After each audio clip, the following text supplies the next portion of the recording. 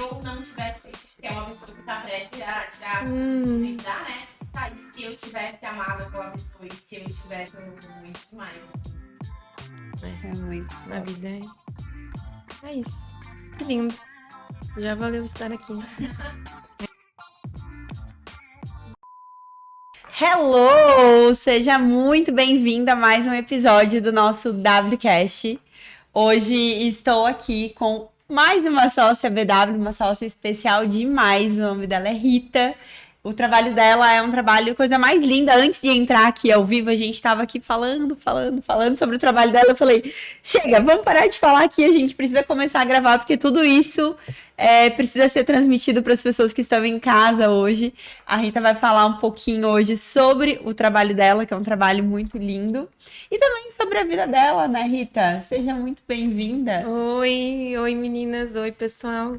Quero agradecer o convite, para mim é uma honra estar aqui hoje. Né? Faz um ano que eu entrei no clube, fez um ano, dia 12, eu sei a data porque foi uma data marcante, enfim, meu marido estava fazendo uma cirurgia e foi quando eu decidi entrar no clube. E foi um ano maravilhoso estar com vocês e quero continuar muito, muito especial. Era tudo que eu buscava, mais amizades, esse contato com mulheres, ouvir histórias que nem nós estávamos ouvindo aqui antes de começar a gravação.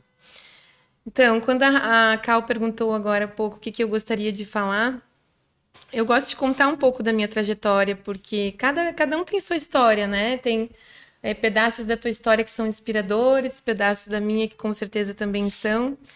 E hoje eu gosto de contar esse pedaço da minha vida, porque eu ligo muito ao que a gente estuda, o que a gente aprende, o que a gente se troca no clube. E nos encontros BW, eu escutei um termo de vocês, das líderes, das partners, enfim, que foi um termo chamado acelerador de milagre. E eu levei isso para mim, uma reflexão que eu tive muitos aceleradores de milagre na minha vida, né? Então, eu queria contar um pouquinho aqui, até para a gente fazer uma reflexão, e eu acho que nós, como mães, podemos levar isso para o nosso filho, para os nossos filhos, né? O quanto o foco e a determinação faz a tua trajetória, né? Eu fui uma menina muito focada, muito estudiosa, muito destinada ao que eu queria, né? Então, eu sou do interior do Rio Grande do Sul, nasci numa cidade bem pequena, 20 e poucos mil habitantes, estive lá esse final de semana, tive o prazer de estar com amigos da minha origem, da minha terra, muito gostoso, mas eu sabia que eu não ia ficar lá, né? Que eu tinha que voar, enfim.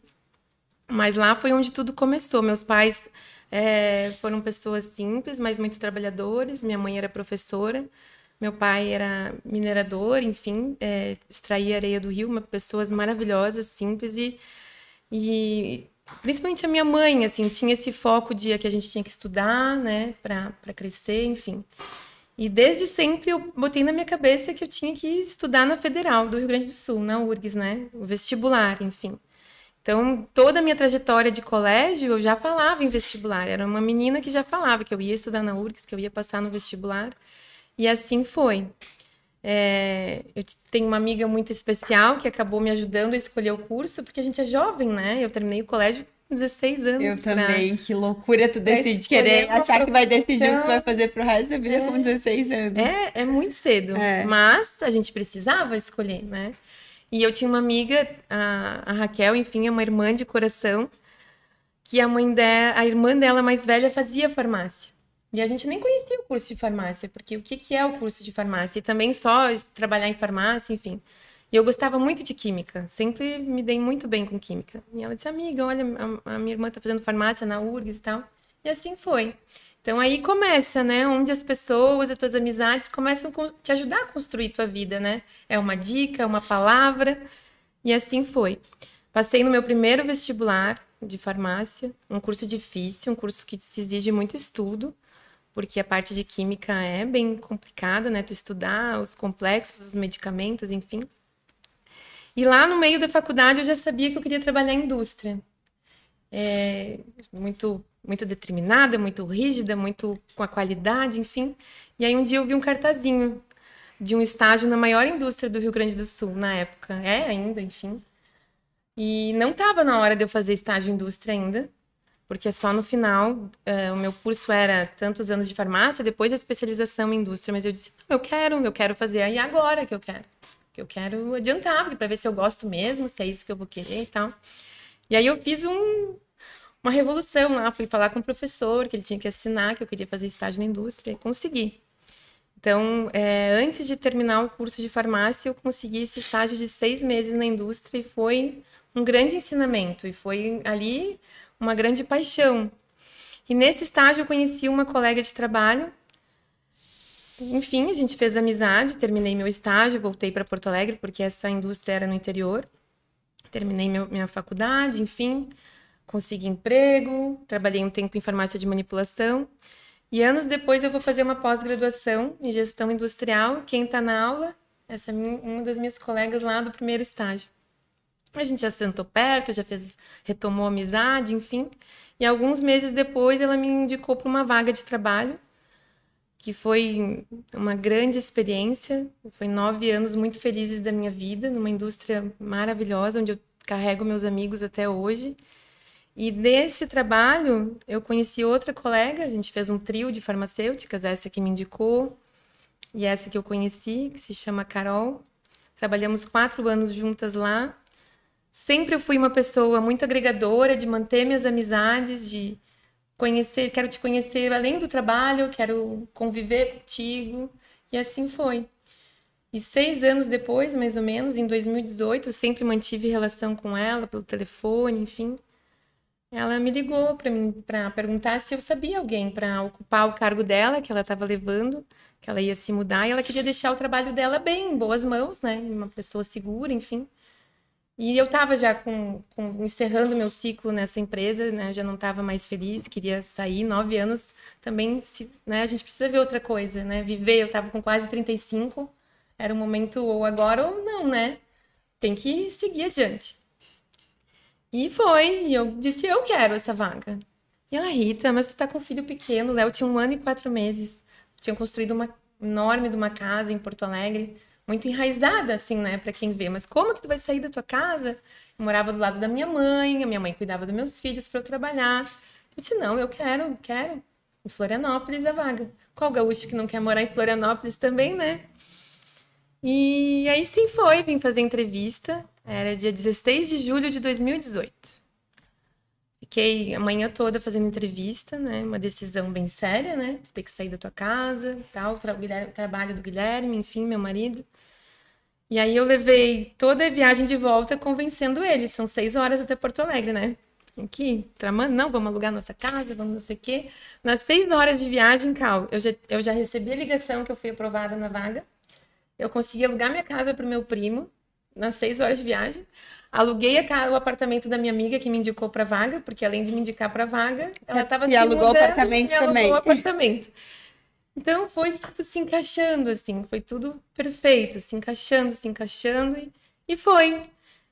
Então, isso que eu quero dizer, quem foram os aceleradores de milagre? É uma colega que tu conhece, né? É uma pessoa que te indica para uma vaga. Mas por quê? Porque eu me entreguei para essas amizades, não fui uma simples colega, né? Eu sempre fui de abrir meu coração, da gente fazer uma relação. Então, além do foco no estudo, eu sempre dei valor para as amizades. E essas amizades me ajudaram muito na minha vida, né? É uma indicação aqui, uma indicação lá. E eu cheguei onde eu queria, numa cidade mais segura para criar meus filhos, porque Porto Alegre, infelizmente, estava muito complicado e ainda está, né? E Florianópolis me trouxe essa beleza de morar perto da natureza, enfim.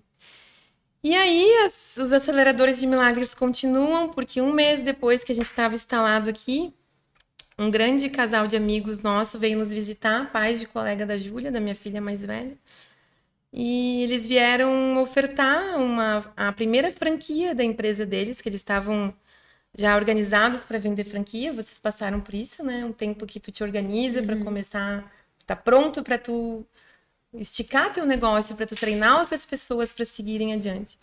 E eles se reuniram com uma pessoa, não se sentiram seguros, enfim. E aí de noite a gente foi jantar. Quando a gente estava sentando no restaurante, que nós levamos eles para jantar, nós éramos bem amigos, enfim.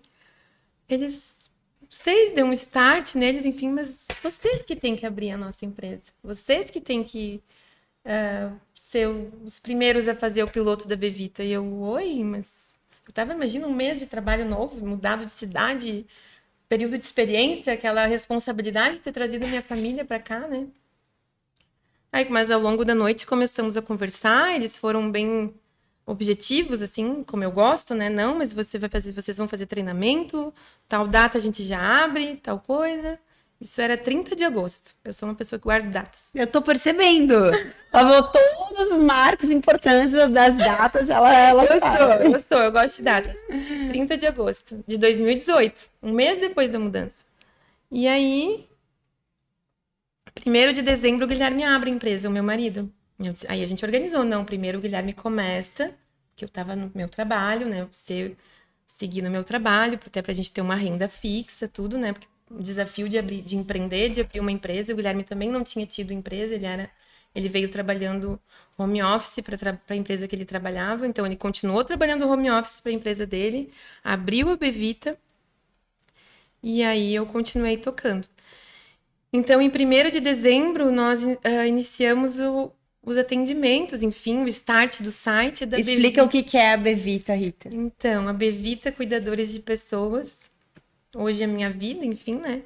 Mas a Bevita, nós cuidamos de pessoas. Então, todas as famílias que não dão conta mais, né? A gente estava, antes de iniciar aqui, infelizmente, a gente estava falando cada uma dos seus episódios de amigos com doença, pais, enfim. A gente sabe que nós estamos vivendo cada vez mais e isso vem e vai vir, né? Só não vai envelhecer quem morrer, isso é fato, né? Então, nossos pais estão envelhecendo, nossos avós, e muitas vezes as famílias não dão conta, porque esses filhos, eles ainda estão ativos, né? Eu não conheço teus pais, mas provavelmente, né, tem uma atividade, um trabalho, te ajuda com o teu filho, enfim. Os avós, eles querem isso hoje, eles querem ajudar os seus filhos, eles têm as suas atividades, mas os pais deles ainda estão vivos. Uhum. E eles precisam de ajuda. Então, nós ajudamos essas famílias, né? Eu vou até a residência, identifico qual é a demanda de cuidado dessas pessoas, desses idosos, principalmente, e sento com aquele filho e monto uma estratégia de cuidado. Qual é o perfil de cuidadora que vai dar certo na residência? O perfil comportamental, técnico, o que ela precisa de conhecimento? Qual a rotina desse assistido? Porque são famílias que decidem manter aquele idoso na sua casa. Eu cuido deles na casa deles, né? Com uma equipe de cuidadores. Volto para o meu escritório. Hoje eu tenho uma equipe técnica com 8 pessoas. O meu escritório fica ali no Estreito, no Continente, aqui em Florianópolis. E aí sento com a minha psicóloga, a gente discute, né? E ela abre a vaga. Então ela olha para essa casa, para esse novo assistido, como uma única pessoa. Que tipo de cuidador vai dar certo ali naquela residência. E assim montamos a equipe, iniciamos e fizemos toda a gestão dessa equipe de cuidadores. Também tem uma supervisora, que é uma técnica de enfermagem, que vai até a residência constantemente fazer uma supervisão. Chega lá, como é que está esse cuidado? A família está satisfeita com esse cuidador? Tem algum ajuste para fazer? Muitos ajustes às vezes são precisos, né? Uma conversa com o cuidador. Olha, não é assim, é por esse lado que a gente tem que ir. E vamos levando a gestão. Assim, a família ela não tem vínculo empregatício com os prestadores de serviço, né? Os prestadores de serviço são prestadores da Bevita. Então, a família, no caso, contrata a Bevita. E a responsabilidade total da Bevita, né? Isso.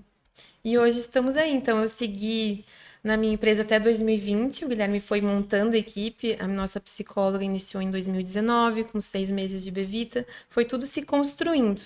Aí chegou no momento que a Bevita tinha que dar o passo de crescer mais, eu pedi demissão do meu trabalho, assumi a gestão do cuidado, então hoje meu marido é o gestor financeiro, né? Faz todo o financeiro da Bevita, e eu administro a parte do cuidado. Então, nós temos aí uma média de 200 cuidadoras hoje, né? Quando eu iniciei, lá na minha obstinação de ser, né? Eu falei, eu quero ser conhecida, eu quero que a Bevita seja lembrada em Florianópolis. E isso está acontecendo. Hoje também a gente tem a unidade de Balneário Camboriú. É de vocês lá também? Também. Então, porque toda a franquia, enfim, a da Bevita é por regiões, né? Então, em 2018, a gente iniciou aqui de Florianópolis, que atende de Palhoça, e Florianópolis, Palhoça, São José e Floripa. E logo 6, 7 meses depois, a gente adquiriu a unidade de Balneário, que daí segue até Itajaí. Então, hoje a gente atende de Palhoça até Itajaí pelo litoral. Então, eu tenho pacientes em Balneário, tenho pacientes em Itajaí, tenho pacientes em Itapema. Então, a gente está bem estruturado para fazer todo esse percurso. Ô Rita, e conta pra gente quais são os maiores ensinamentos, enfim, né? Tu veio do ramo da farmácia. Hoje não se distancia tanto que tu vive hoje, porque querendo ou não, ainda tá dentro da área da saúde, do bem-estar. Mas quais são os maiores ensinamentos que tu vem tendo hoje à frente da Bevita e lidando, né, com pessoas que muitas vezes estão ali, né, numa idade já super avançada, a gente sabe que não tem muito o que fazer para que se prolongue. Conforto, né? Isso. O que tu vem aprendendo, assim, com essas pessoas e trabalhando Sim. com isso? Então, foi aí que tu deu a pausa pra gente começar a gravar, né? Acho que são 2 pilares que eu tenho com tudo que a gente... Porque cada família que eu entro na casa, com muito respeito, né? Porque são coisas que eu peguei pra mim, assim, cada residência é um templo, né? A tua casa, as tuas condutas, as tuas regras, aquilo, as tuas dores e as tuas crenças, né? Eu não posso chegar numa casa e impor, nossa, o cuidado tem que ser assim, o cuidado tem que ser assado. Não, primeiro eu vejo onde é que eu tô pisando. Então, muito respeito com cada história, com cada família, cada idoso. Imagina que eu cuido de pessoas que têm 98 anos, já cuidei de uma centenária, é uma energia que tu não faz ideia, porque aquele corpo... Tocar naquele corpo, ele viveu toda essa história, né? Então, muito respeito com a história das pessoas, e eu levo isso para os prestadores de serviço, entrar na casa sem julgamentos. Ah, mas o filho, não sei o quê. Não julga, a gente não sabe do passado. As pessoas idosas, elas não viram santos, elas tiveram passado, e às vezes passados que causaram dores nesses filhos, mas a gente está aqui para cuidar, indiferente disso, né? Mas a respeitar cada história e entender a morte não é fácil, né? Às vezes eu cuido, né? Como a gente está fazendo 5 anos de empresa, e mesmo antes de largar o meu trabalho, eu já trabalhava final de semana, já conhecia os assistidos, enfim. Tem aí assistidos que está fazendo 4 anos e meio que eu convivo, que eu vou na residência, que eu visito. Não é fácil perder também, porque a gente acaba se Criando conectando, vínculo, né? criando vínculo, já chorei, já perdi, já fiquei triste, mas a gente entende que a gente tem que libertar eles também, né? Que cada um tem o seu caminho. E hoje eu sou uma grande estudiosa do envelhecimento e da morte, né? Como que a gente tem que envelhecer? Como que tu quer chegar lá, naquela idade das pessoas que eu tô cuidando, né? E tu consegue ver bastante essa diferença entre um idoso que se cuidou durante uma vida inteira e um idoso que não se cuidou? Com certeza. Porque às vezes aparece aqueles vídeos na internet pra gente, assim, né? Aparece o idoso com 80 anos e do outro lado, outro com 80 anos vivendo vidas completamente diferentes. Porque levaram vidas completamente diferentes até ali. E tu consegue visualizar isso também na prática. Não só na parte clínica e física, porque são coisas diferentes, né? Como que a gente está preparando o nosso corpo para o envelhecimento, física e clinicamente, né? Fazendo exercícios, uma alimentação saudável. Infelizmente, não é 100% de chance, mas diminui muito, a gente sabe disso, né? Que a gente levar uma vida saudável. Mas também o preparo psicológico, a pessoa que se deixa ser cuidada, né? Tu ser uma pessoa que tu vai acolher esse cuidado. Tenho idosos nos meus assistidos que têm um rancor, uma dor, uma depressão, enfim, que não gostam de ser tocados, que tratam mal as cuidadoras, enfim, sem julgamento.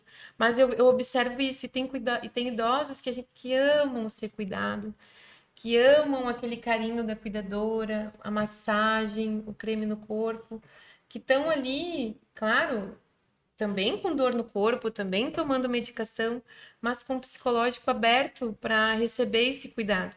E muitas vezes, claro, porque eu cuido de pacientes que têm demência, mas mesmo com a demência, porque eram pessoas tranquilas, porque sabiam receber. E um dos pilares do envelhecimento é se deixar ser cuidado. Né? Mas eu estou trazendo transtorno para minha família, estou trazendo... Faz parte. Só não vai precisar de ajuda. Quem morrer antes disso. Em algum e momento, tratar isso com todos nós leveza. vamos precisar, né, Rita? Todos nós. E vejo diferença nos filhos também. Como os filhos encaram o envelhecimento desse pai. Porque tem filhos que não aceitam, né? O pai tá lá com 90 anos, iniciou a demência, iniciou o Alzheimer e sofrem demais com isso. Mas quanto tempo tu viveu com o teu pai bem? 80? 81? A gente acabou de ouvir a história aqui de uma das meninas do clube que tá aqui na nossa frente, que tem 30 anos e já perdeu os pais. Né? Então, ela teve chance, viveu muito bem aquele tempo, e isso é uma coisa que a gente tem que entender e ressignificar, né? As pessoas, elas morrem, mas eu lido com famílias que ainda, mesmo com o avançar da idade, não estão lidando bem com isso, né? E precisa uma terapia, uma ajuda, porque faz parte, né? E a gente tá aqui para ajudar, tá aqui para cuidar bem. Então, respondendo a tua pergunta, aquele idoso que se deixa ser cuidado, ele enfrenta melhor o dia a dia, as suas dificuldades, a perda de autonomia, né? Não é fácil tu não conseguir escovar os dentes, né? Se tu precisar de ajuda para isso. Mas a gente tá aqui para ajudar, né? Eles terem conforto, ter o carinho. E aí, gostoso envelhecer na sua cadeira, na sua poltrona, no cheiro da sua casa, né? Então é isso, é preparar a nossa mente, a gente está aí na geração harmonização facial, né? Não adianta a gente fazer manter o nosso rosto lindo, maravilhoso, e por dentro a gente não está preparado, né? Temos que nos preparar. E cuidar agora, porque assim, né? Eu sei que esse é um assunto que pouquíssimas vezes na nossa vida a gente para pra pensar a respeito. Acho que a Rita deve parar pra pensar mais a respeito, porque acaba vivendo esse contexto todos os dias, né, pelo Rita? o próprio caminho, né? Eu vou fazer 40 anos em 1º de outubro, todo mundo que convive comigo, eu repito isso. Mas me fez refletir também, além do me olhar para o meu trabalho de uma forma diferente. Querendo ou não, 40 anos é a metade da vida, talvez, né? Talvez, quero viver mais, mas não se sabe. Como que tu quer viver até os 70? Como tu quer viver até os 80? Então, preparar esse teu caminho, né? Esse livro que eu vou indicar para vocês, esse que fala do Para Toda a Vida Vale a Pena Viver, lá no início do livro, a doutora Ana, ela faz uma reflexão que se aos 70 anos nós duas formos para o Saara, eu sou um pouco mais velha que tu, pelo que eu sei, mas enfim. Aos 70 anos a gente for pro Saara. E tu já sabe que aos 70 anos tu vai pro Saara, tá? Tu vai morar aos 70 anos tu vai morar lá. O que tu vai fazer até lá? O que tu vai te preparar? Daí a pessoa chega no deserto sem protetor solar, sem chapéu, sem casaco. Ou seja, tu sabe que tu vai envelhecer, tu sabe que tu vai pro Saara. Por que tu não te preparou, né? E é isso, a gente tem que pensar assim de uma forma boa, de uma forma leve, porque nós vamos viver, estamos aqui para viver, mas vamos envelhecer, né? Acho que é uma reflexão que vale muito a gente fazer vez ou outra. Acredito que esse podcast pode fazer as pessoas que estão assistindo a ter essa reflexão no dia de hoje, né, a respeito das suas vidas, porque eu acho que cada vez mais a gente tem vivido um mundo muito imediatista, assim, né? Eu quero plantar hoje para colher amanhã, planto hoje para colher amanhã, e eu não tô muito pensando lá na frente, eu tô só pensando no meu agora, né? No meu relacionamento agora, na minha saúde agora, e eu acho que essa reflexão de, cara, eu olhar o que é que eu tô construindo a longo prazo é uma reflexão que vale muito a pena a gente fazer, assim, porque às vezes, se eu demoro pra fazer essa reflexão, às vezes pode ser tarde demais, assim, né? Pra recuperar o tempo, a maneira de viver a vida, assim, de um jeito diferente. E nas tuas relações também, a gente tava comentando isso também. Como é que eu cultivo hoje as minhas relações pra que quando eu tiver meus 60, 70, 80 anos, como é que elas vão estar? Né? Não é só a minha saúde, mas as minhas relações também. A maneira como as pessoas me enxergam, as pessoas que eu cultivo na minha vida. Abraçar quem tu quer abraçar, às vezes um tempo... Uma amiga que não deu tempo de tu falar. Tem que falar, a gente tem que tentar. Eu ontem ainda tava olhando os stories de uma amiga e ela tá com a mãe, a mãe tem idade mais avançada e a mãe dela tá com uma doença bem grave, assim. E ela fez só uma fotinho do hospital onde a mãe dela tá internada e ela escreveu assim, e aquilo me fez refletir. Ela escreveu assim: quando eu tô aqui, todos os outros problemas parecem tão pequenos. Assim, caraca. Né? E é verdade, às vezes a gente faz uma tempestade em copo d'água, assim, por conta de pequenas questões do nosso dia. Às vezes é um boleto, às vezes é o filho que acordou irritado, né? Que não fez a tarefa. Que não fez a tarefa. E aí tu fica, né, perde a paciência, fica irritado, leva os teus dias de uma maneira, não sei, assim, né, não tão legal. Mas aí quando tu se coloca diante dessas questões que tu tá trazendo hoje no podcast, realmente, esse problema é tão insignificante, é tão pequeno. Vai acontecer, a gente vai se estressar com as coisas pequenas, eu também, mas é um trabalho. É um trabalho que a gente tem que ir fazendo e construindo. Né? Quem que a gente quer levar para nossa caixinha do Saara, né? As pessoas no coração, trabalhar mais essas relações, porque o tempo a gente está curto para todo mundo, né? A gente está fazendo 1000 coisas ao mesmo tempo. Mas a gente tem que acolher. E eu acho que mais uma reflexão que a gente pode fazer, Rita, aqui agora me veio também por conta do papo que a gente estava tendo antes, é não deixar de fazer aquilo que a gente sente que quer fazer, aquilo que a gente tem vontade de fazer, né? No dia de hoje, agora. Então, a gente estava aqui falando assim, não se preocupando com os outros vão pensar. Tem alguém que tu, sei lá, quer mandar uma mensagem, quer dizer eu te amo, às vezes eu tô num trabalho, eu tô infeliz e eu tenho medo de partir para um outro negócio, eu tenho medo de fazer uma transição de carreira, eu tenho medo de mudar de cidade, e aí eu fico me privando daqueles desejos que eu tenho no meu coração, por conta de medo do julgamento, medo da incerteza, né? Por não me sentir corajosa o suficiente. E quando a gente traz... Isso eu acho que é algo que eu trago muito pra minha vida sempre, assim. Cara, um dia eu vou morrer. E eu não quero me arrepender de não ter feito coisas que eu senti que eu devia ter feito, assim, né? Ter falado os eu te amo que eu queria ter dito, ter estado com as pessoas que eu queria estar, enfim, ter tomado as decisões que eu senti que eu deveria tomar. Isso. Quando a gente sabe que a gente também vai morrer, eu acho que isso se torna mais uma constante maior na nossa vida, assim, parar de viver muito pros outros e começar a viver um pouco mais de acordo com aquilo que a gente sente e deseja. E não é melancolia, não é drama, não é pato. Isso vai acontecer e a gente tem que viver até lá e preparar. E é bem isso que tu falou agora, fecha tudo o que eu falei que eu queria te falar, né? O que eu queria deixar aqui a mensagem. O quanto o meu foco desde lá do começo, né? Voltando lá, passar no vestibular, me fez esse caminho de eu estar aqui hoje, de eu estar no lugar que eu amo, na cidade que eu amo, com pessoas maravilhosas vivendo esse momento, porque tu foi topando, tu foi aceitando, cara, o medo de sair de um emprego que eu conhecia há 9 anos, depois o medo de mudar de cidade, depois o medo de empreender, nunca tinha empreendido. Que olhou um cara assim, sabe? Meu Deus, eles vão arriscar com 2 crianças pequenas.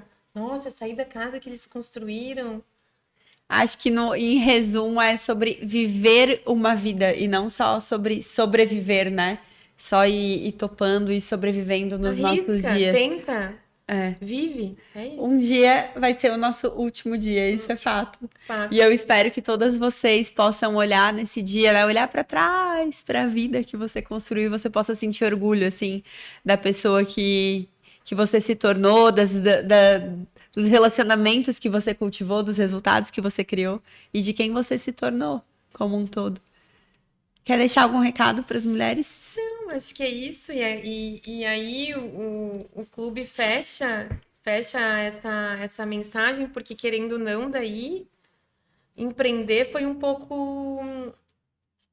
Eu me senti solitária em algum momento, né? Depois que baixou a poeira, que eu botei toda a energia, que a Bevita estava dando certo, eu não tinha mais colegas de trabalho como eu tinha nos meus antigos trabalhos. Enfim, tem a minha equipe, que é maravilhosa. Mas, enfim, e aí entrou o clube na minha vida, que foi que a Lana que me indicou, né, mostrou, enfim, que ela é o Pedro Henrique, estuda com o Léo, filho da Lana, e ela me mostrou um dia, num almoço, assim, e eu, nossa, bem que eu tô precisando, sabe, conhecer mulheres, sair, enfim.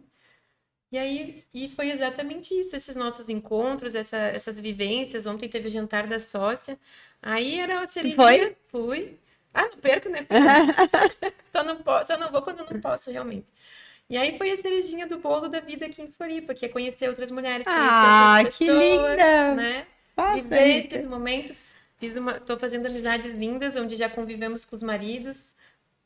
perfeito, maravilhoso. A Rita faz parte das sócias do clube, que elas se encontram já, mas não é mais só as sócias, agora tem os sócios. Tem os sócios. Os maridos vêm junto, os filhos vêm fazer um junto. grupo de homens esses dias. O marido da Nana, o marido da Nana e o meu marido. Tem que fazer! Bobice, sim, mas Mas tem que engraçado. Ai, é fazer muito mesmo. gostoso, tá muito gostoso, gente. Então é isso, façam amizades, vivam esses momentos, se permitam, né? Porque daí também sair, deixar os filhos em casa, a gente sabe que, né, às vezes tu também deve pensar, ai, vai deixar, mas às vezes é a nossa partezinha também. Nós vamos deixar aqui embaixo desse vídeo o Instagram da Bevita, para você poder acessar e conhecer um pouquinho mais sobre esse trabalho lindo que a Rita e toda a equipe dela faz aqui, não só na região de Florianópolis, mas agora em Balneário também. Por lá você consegue acessar a Rita, enfim.